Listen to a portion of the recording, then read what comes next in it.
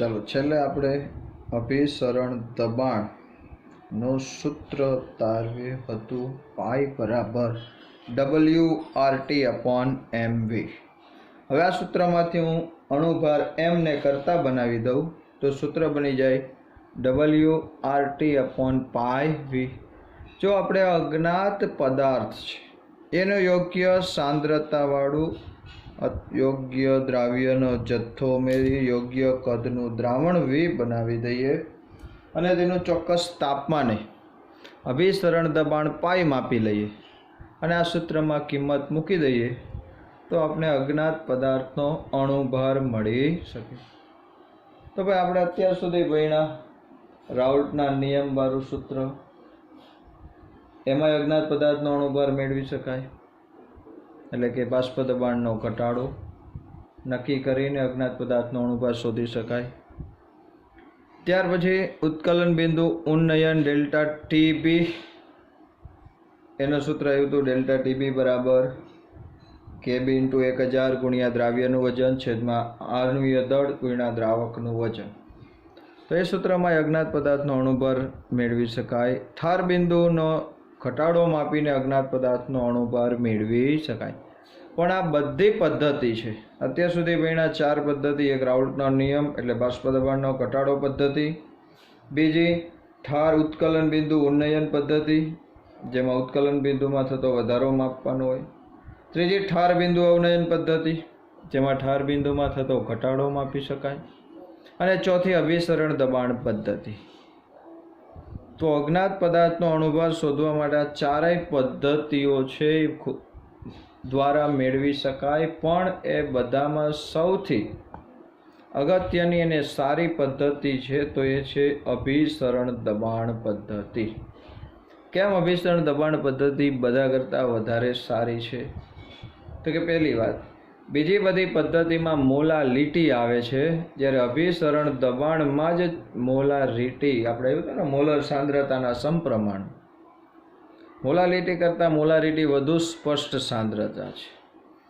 બીજી અગત્યની વાત કે જ્યારે મંદ દ્રાવણ હોય, સમજો બરોબર, કેવું દ્રાવણ હોય? મંદ દ્રાવણ હોય, એટલે તમે થોડો જ અજ્ઞાત દ્રાવ્ય પદાર્થ ઉમેરો. તો મંદ દ્રાવણ હોય ત્યારે બાષ્પ દબાણનો ઘટાડો ડેલ્ટા પી કે ઉત્કલન બિંદુનો વધારો ડેલ્ટા ટીબી કે ઠાર બિંદુનો ઘટાડો ડેલ્ટા ટીએફ, આ ત્રણેયના ફેરફાર બહુ નાના હોય. એટલે કે શુદ્ધ દ્રાવકનું ઉત્કલન બિંદુ દાખલા તરીકે પાણી છે એનું 100°C છે. હવે એમાં તમે અજ્ઞાત પદાર્થ છે એ બહુ ઓછો જથ્થો ઉમેરો અને એનું ઉત્કલન બિંદુ પાછું માપો અને આવે 100.005, તો ડિફરન્સ કેટલો થયો? 0.005. જેટલો તફાવત ઓછો એટલી ચોકસાઈ ઓછી. એટલે મંદ દ્રાવણ હોય ત્યારે ઉત્કલન બિંદુ પદ્ધતિ, ઠાર બિંદુ પદ્ધતિ કે બાષ્પ દબાણ પદ્ધતિ, એ ત્રણેયમાં મૂલ્ય છે બહુ નાના મળે છે. પણ અભિસરણ દબાણ પદ્ધતિ છે એમાં પાઈનું મૂલ્ય છે જો તમે 12 એકમમાં માપો તો નાનું મળે, પણ 12માંથી આપણે એની જગ્યાએ મિલીમીટરમાં ચોકસાઈથી માપી શકાય. કારણ કે 1 બાર બરાબર 760 મિલીમીટર થાય. તો 12 કરતાં મિલીમીટરમાં 760 ગણો મોટો જવાબ આવે. અને જેમ ફેરફાર મોટા એમ તમે એ સૂત્રમાં કિંમત મૂકો તો વધુ ચોક્કસ આણ્વીય દળ મળે છે. તો યાદ રાખો, બધી પદ્ધતિ છે એમાં સૌથી બેસ્ટ પદ્ધતિ કઈ? અભિસરણ દબાણ પદ્ધતિ. બીજી એક મહત્વની વાત કે ઘણા પોલિમર પદાર્થ હોય જેમ કે પ્રોટીન. હવે અજ્ઞાત પ્રોટીન પદાર્થ છે એનો આણ્વીય દળ માપવો છે, એટલે તમે થોડોક દ્રાવ્ય પદાર્થ પાણીમાં કે કોઈ પણ યોગ્ય દ્રાવકમાં ઉમેરો તો ભાઈ પોલિમર પદાર્થ છે એના કણોના કદ મોટા જ હોય, અણુઓ મોટા હોય, એટલે દ્રાવણ બને ત્યારે દ્રાવ્યના અણુઓની સંખ્યા બહુ ઓછી થાય. કણોની સંખ્યા કેમ ઓછી થાય સમજાણું? આપણે પદાર્થ ઓછો નાખ્યો છે, થોડો પદાર્થ અંદર જઈને દ્રાવ્ય થઈ ગયો, પણ એના અણુઓ જ મોટા છે, તો અંદર કણો ઓછા. અને અત્યાર સુધી ભણ્યા એ બધા જ ગુણધર્મ છે, ડેલ્ટા પી, ડેલ્ટા ટીબી, ડેલ્ટા ટીએફ અને પાઈ, એ બધા સંખ્યાત્મક ગુણધર્મ છે. કોના ઉપર આધાર રાખે? દ્રાવ્ય કણોની સંખ્યા ઉપર. તો મન દ્રાવણ જ બનાવવું પડે, કારણ કે સાંદ્ર દ્રાવણ માટે આ કોઈ નિયમ ચોકસાઈથી લાગુ પડે નહીં. તો મન દ્રાવણ બનાવો ત્યારે કણોની સંખ્યા ઓછી, કણોની સંખ્યા ઓછી તો ફેરફાર ઓછા, અને ફેરફાર ઓછા તો બહુ ચોકસાઈથી મૂલ્ય મળે નહીં. અને બીજી મહત્વની વાત કે ભાઈ પ્રોટીન જેવા પદાર્થ છે તો એ દ્રાવણને તમે ગરમ ન કરી શકો. કેમ ન ગરમ કરી શકાય? કારણ કે પ્રોટીન છે એને ગરમ કરો તો એમાં વિકૃતિકરણ આવે. વિકૃતિકરણ એટલે શું? જેમ કે ઈંડું છે એ પ્રોટીન છે. હવે આ દુનિયાના મોટા ભાગના પદાર્થ છે ને તમે ગરમ કરો તો ઘન હોય તો એમાંથી પ્રવાહી બને, પ્રવાહી હોય તો વાયુ બને. પણ આ ઈંડામાં લિક્વિડ હોય, પણ જો તમે એને ગરમ કરો તો એ સોલિડ બની જાય, ઘન બની જાય.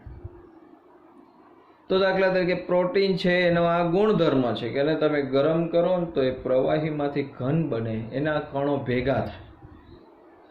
હવે યોગ્ય દ્રાવકમાં તમે પ્રોટીન ઉમેરું છું, અજ્ઞાત પ્રોટીન છે, કયું છે એ ખબર નથી, અને તમે ગરમ કરીને ઉત્કલન બિંદુ માપવા જાઓ, પણ ગરમ કરો ત્યાં અણુઓ ભેગા થઈને અંદર ગઠોડો થઈ જાય, તો આપણને ઉત્કલન બિંદુનો વધારો સાચો મળે નહીં. પણ અભિસરણ દબાણ કેવી? તો કે પાઈ બરાબર WRT/MV. તમે ગમે તે તાપમાને અભિસરણ દબાણ માપી શકો. ઓરડાના તાપમાને પણ અભિસરણ દબાણ બહુ ચોકસાઈથી માપી શકાય. એટલે કીધું છે કે અભિસરણ દબાણ પદ્ધતિ છે આ બધી પદ્ધતિઓમાં સારામાં સારી પદ્ધતિ છે. સમજાય છે આટલું? ચાલો ત્યાર પછી થોડું આગળ વધીએ. ચાલો હવે અગત્યનો મુદ્દાની વાત કરવાની છે, સમ અભિસારી દ્રાવણો.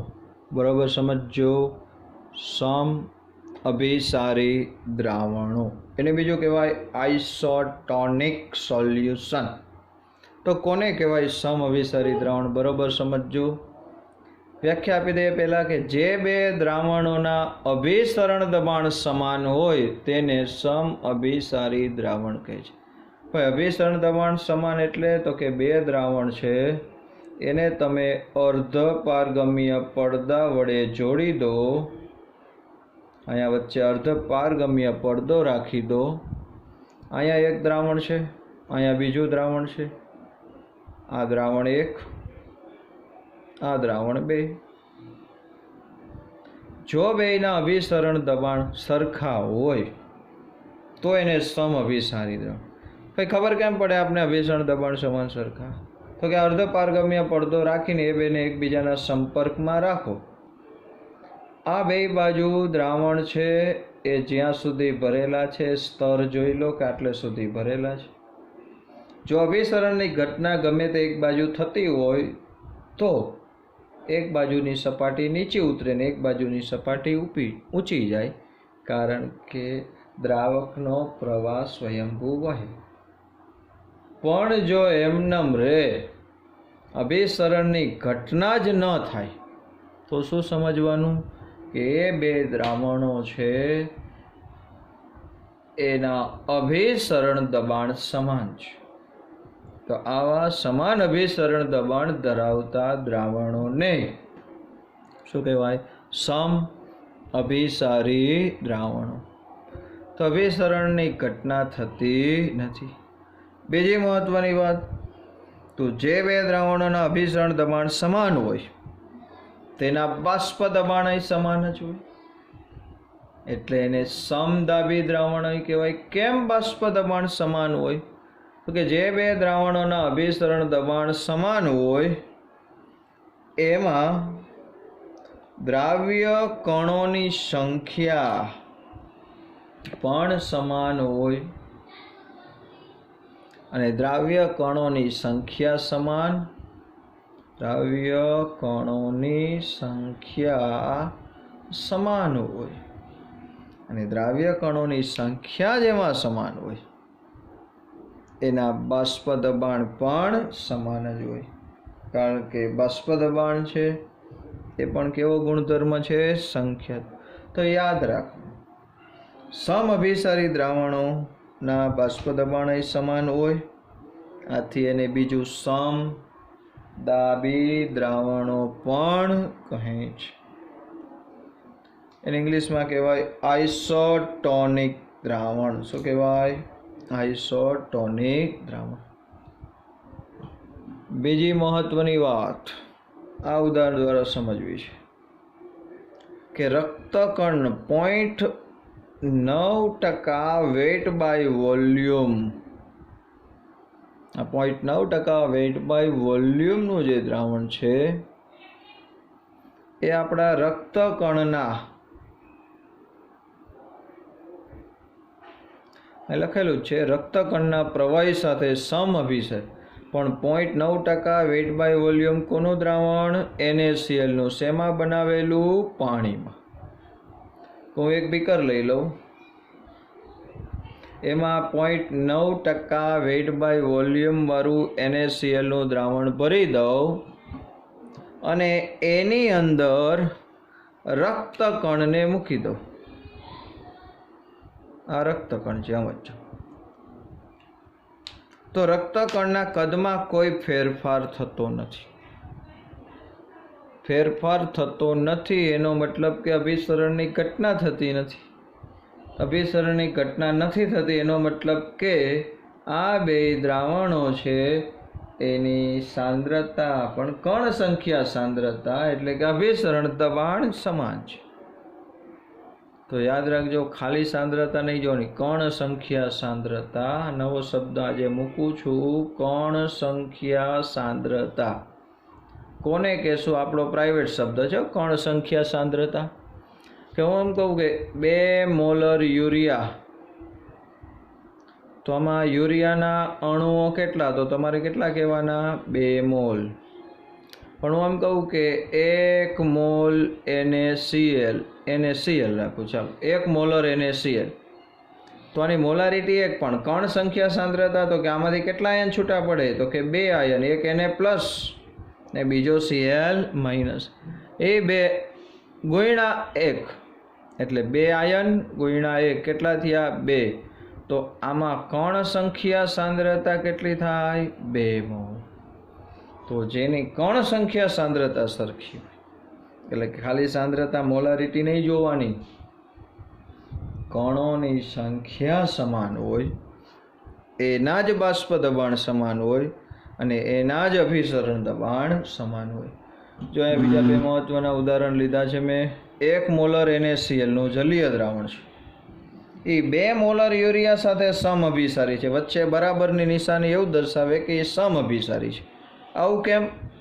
તો કે અહીંયા NaCl માંથી કેટલા આયન છૂટા પડે? 2. મોલારિટી કેટલી છે? 1. તો 2 ગુણ્યા 1 જવાબ કેટલો આવ્યો? 2. અહીંયા યુરિયા માટે મોલારિટી કેટલી છે? 2. પણ યુરિયામાંથી આયન છૂટા નથી પડતા એટલે 1 નો 1 જ રાખવાનો. તો 2 ગુણ્યા 1 બરાબર 2. આ 2 ને આ 2 ને કહેશું, આપણી ભાષામાં આપણે સમજવા માટે એને કહેશું કણ સંખ્યા સાંદ્રતા. શું કહેવાય? કણ સંખ્યા સાંદ્રતા. એ હરખું થાય તો એ 2 દ્રાવણો કેવા હોય? સમઅભિસારી. બીજું ઉદાહરણ સમજો.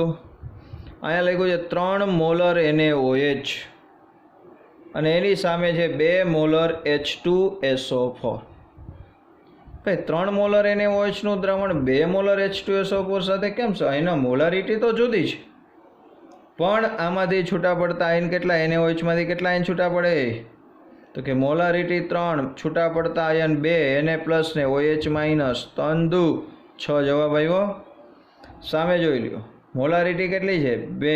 H2SO4 માંથી કેટલા આયન છૂટા પડે? તો કે 2H પ્લસ ને એક SO4 2 માઇનસ. કેટલા આયન થયા? 3. ફરી એકવાર કહી દઉં, 2H પ્લસ અને એક SO4 2 માઇનસ, એટલે કુલ કેટલા આયન થયા?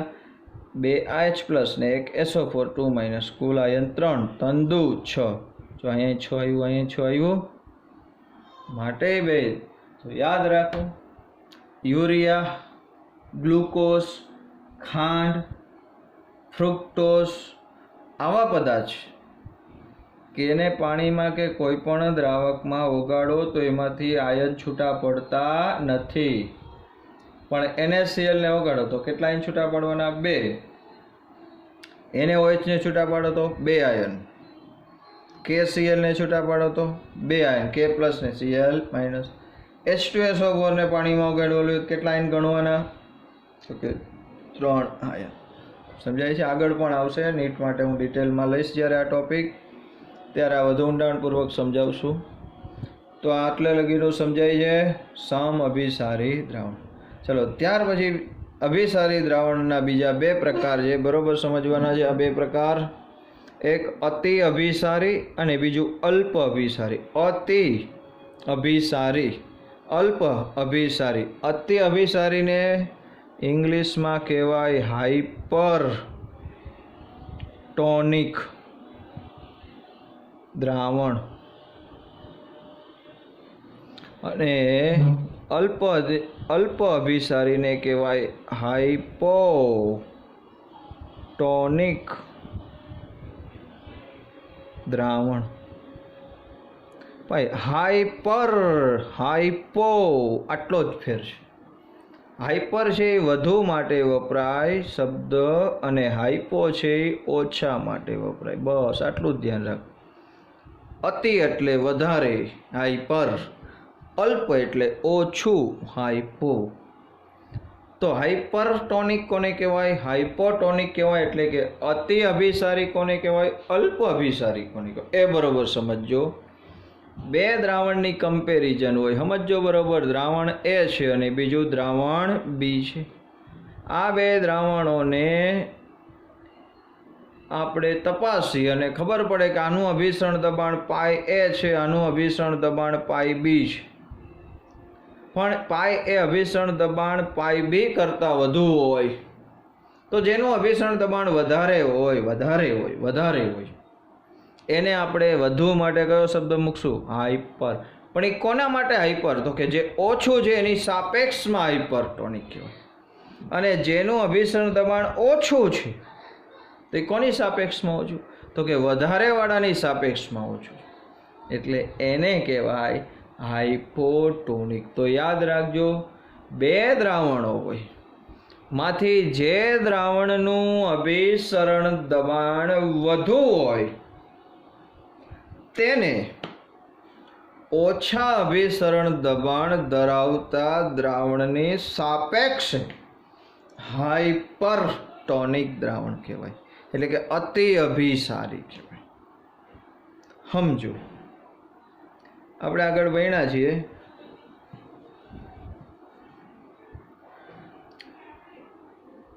કે 0.9% વેઇટ બાય વોલ્યુમ NaCl નું દ્રાવણ હોય. કોનું દ્રાવણ? NaCl નું. એની અંદર રક્તકણ મૂકતા હતા, હમણાં થોડી વાર પહેલાં જ વાત કરી, તો કોઈ જ અભિસરણની ઘટના બની નહોતી. પણ હવે હું જે NaCl નું દ્રાવણ છે સમજો બરોબર, એની સાંદ્રતા 0.9%થી થોડી વધારે કરી દઉં. વધારે કોના કરતાં વધુ? એટલે થોડુંક વધારે મીઠું નાખેલું છે. હવે એની અંદર રક્તકણ મૂકું, સમજો બરોબર, તો શું થશે? તો કે બહાર સાંદ્રતા વધી ગઈ, અંદર સાંદ્રતા ઓછી છે. બહાર વધી ગઈ, અંદરની ઓછી છે, તો રક્તકણ છે એમાંથી પ્રવાહી ઓછીથી વધુ તરફ આવે. સમજાણું? તું યાદ છે ને? આ તો કઈ બાજુથી કઈ બાજુ આવે? ઓછીથી વધુ તરફ. અહીંયા 0.9 હોત તો એ કઈ બાજુ ન જાય, પણ અહીંયા 0.9 કરતાં મેં NaClની સાંદ્રતા વધારે રાખી છે, એટલે થોડું વધારે NaCl નાખ્યું છે. તો અંદરથી રક્તકણ છે એમાંથી પાણી બહાર આવવા માંડશે, નરવે રક્તકણ સંકોચાઈ જશે.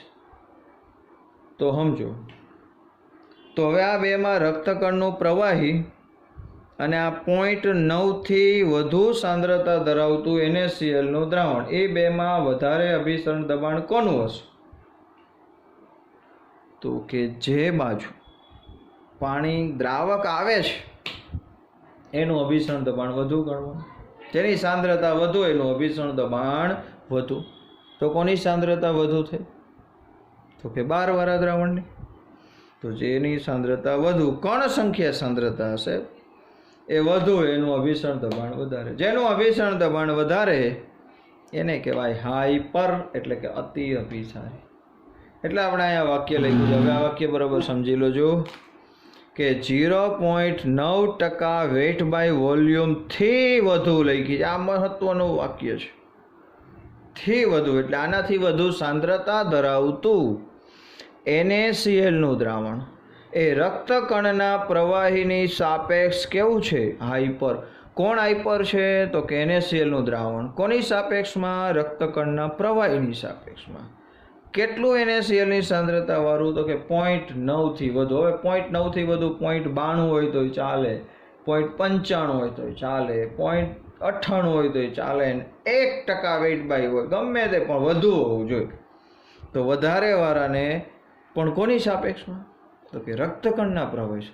હાઈપર અને હાઇપોટોનિક છે એ કમ્પેરિઝનમાં જ વાત થાય. સમજો, આ દ્રાવણ હોય, એક બનાવેલું દ્રાવણ છે એ કાયમી માટે હાઈપર નથી. એના કરતાં વધારે સાંદ્રતાવાળું હોય તો એ હાઈપર થઈ જાય, એનાથી કોઈક વધારે સાંદ્રતાવાળું હોય તો એ હાઈપર થઈ જાય. એટલે હાઈપર છે એ કમ્પેરિઝનમાં છે, જેની વધુ એ હાઈપર.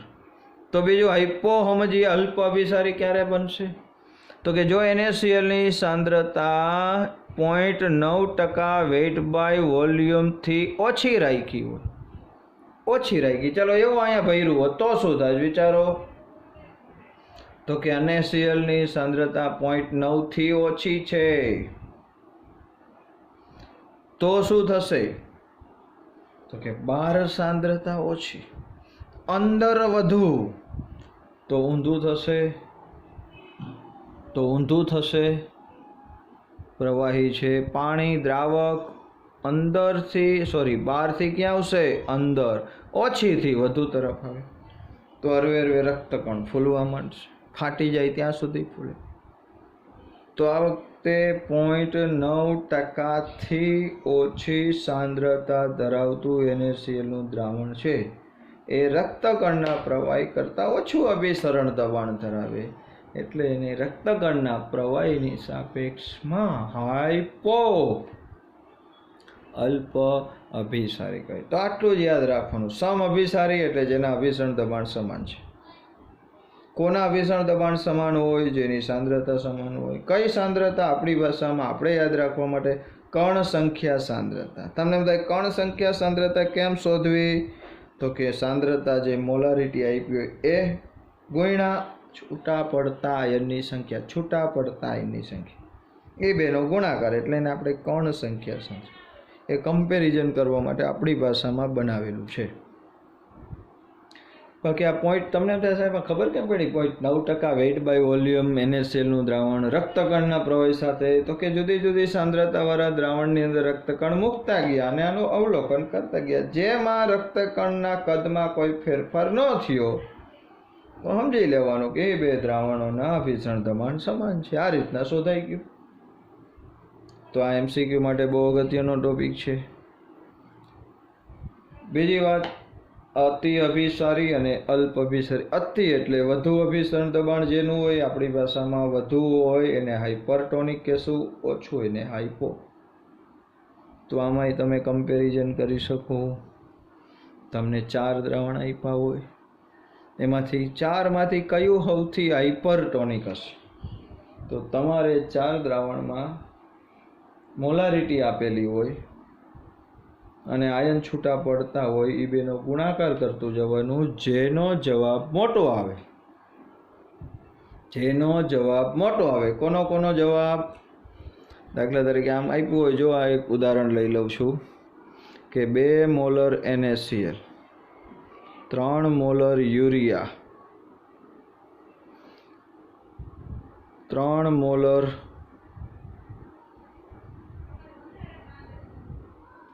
ખાંડ અને 1.5 મોલર FeCl3. આ 4 દ્રાવણ છે. 2 molar NaCl, 3 molar urea, 3 molar ખાંડ અને 1 અહીંયા 4 મોલર ખાંડ કરી નાખો. હાલો ને ભાઈ, મફત છે ને, ઠપકારો. આ ચારેયમાં હાઇપરટોનિક કયું ગણવું હોય તો અહીંયા જો આ ગુણાકાર કેટલો થાય? 2 ગુણ્યા કેટલા આયન છૂટા પડે? 2. 2 ગુણ્યા 2 જવાબ કેટલો આવ્યો? 4. અહીંયા આયન છૂટા ન પડે. 3 એકુ 3. ખાંડ આયન છૂટા ન પડે. 4 એકુ 4. FeCl3માં કેટલા આયન છૂટા પાડવાના? જેટલા પડતા બધા પાડી જ દેવાના. Fe1 ને 3Cl કેટલા થયા? 4. 4 ગુણ્યા 1.5 4 દોઢા 6. 4 ગુણ્યા તો આમાં જવાબ કેટલો આવ્યો? 6. આમાં 4, આમાં 3, આમાં 4.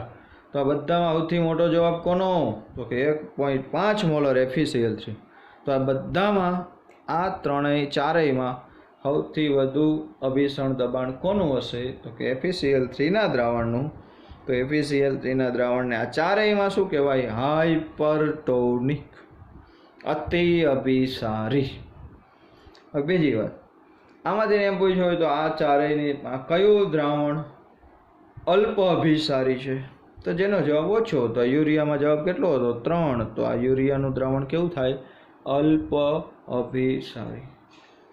હવે બીજી એક રીતના MCQ વિચારીએ. કાંઈ તમને એમ પૂછે કે આ બે દ્રાવણ 3 મોલર યુરિયા અને 4 મોલર ખાંડ, એ બેને તમે એકબીજાના અર્ધપારગમ્ય પડદા દ્વારા સંપર્કમાં રાખો તો, સમજો, સંપર્કમાં રાખો તો કયા દ્રાવણની સાંદ્રતા ધીમે ધીમે ઘટશે? લ્યો, ઘટે એમ કીધું છે. તો પહેલાં આમ જો, આમાં 3 મોલર, આમાં 4 આયન, તો 3 ને 4. આ બેમાં કોની સાંદ્રતા વધુ થઈ? આની. હવે બેને અર્ધપારગમ્ય પડદા દ્વારા સંપર્કમાં રાખો તો ઓછીથી વધુ તરફ દ્રાવક આવવા મળશે. અહીંયા દ્રાવક કોણ હોય? કાંઈ ન કીધું એટલે દ્રાવક કોણ? પાણી. તો ઓછીથી વધુ તરફ પાણી આવી રાખશે. તો યુરિયાનું દ્રાવણ છે એમાંથી પાણી જશે, પણ ખાંડના દ્રાવણમાં પાણી આવી રાખશે. પાણી આવશે, ખાંડ તો એમનેમ રહેવાની, પાણી ઉમેરાતું જશે. ધીમે ધીમે ખાંડના દ્રાવણની સાંદ્રતા ઘટતી ગઈ, કહેવાય ઓછું ગયડું થઈ ગયું. તો આવા પ્રશ્ન આના ઉપરથી પૂછી શકાય. બહુ અગત્યનો ટોપિક છે, MCQ માટે ખાસ. બરાબર, ન સમજાય તો પાછા પૂછી લેજો. મેં તમને સ્ક્રીનમાં બતાવવાનો પ્રયત્ન કર્યો છે. એવું લાગે તો વચ્ચે વચ્ચે સ્ક્રીનશોટ પાડી લેવા અને બુકમાં વ્યવસ્થિત લખવાનું છે. 2 વાર લખી પાકું કરવાનું. ન સમજાય તો પૂછજો. હવે પછી આપણે કોયડામાં આગળ વધશું. એકાદ કોયડો લઈ લેશું. ત્યાર પછી લખાણ સંબંધિત પ્રશ્ન આવવાના છે. એ પ્રશ્ન છે એ તમારે જાતે બને ત્યાં સુધી સોલ્વ કરવાના છે. દાખલા જ છે, અને એના માટે મેં તમને એડવાન્સમાં PDF મોકલી દીધી છે. પહેલા પ્રશ્ન જાતે સોલ્વ કરવાનો પ્રયત્ન કરવાનો. દાખલામાં ભૂલ પડે અથવા અટવાવ તો જ એ PDFમાં મેં સોલ્યુશન સહિત પહેલાં જ મૂકી દીધેલું છે. લખાણ સંબંધિત પ્રશ્ન અને સ્વાધ્યાયના બધાના ઉત્તરો તમારી પાસે છે જ. જો ના સમજાય, જવાબ ન આવતો હોય, ગૂંચવાઈ જાવ તો જ એમાં જોવાનું અને દાખલા બરોબર ધ્યાનથી ગણવાના છે. આ પાઠમાં MCQ અને દાખલા ઉપર વધારે ભાર આપવાનો છે. ચલો, જય શ્રી કૃષ્ણ.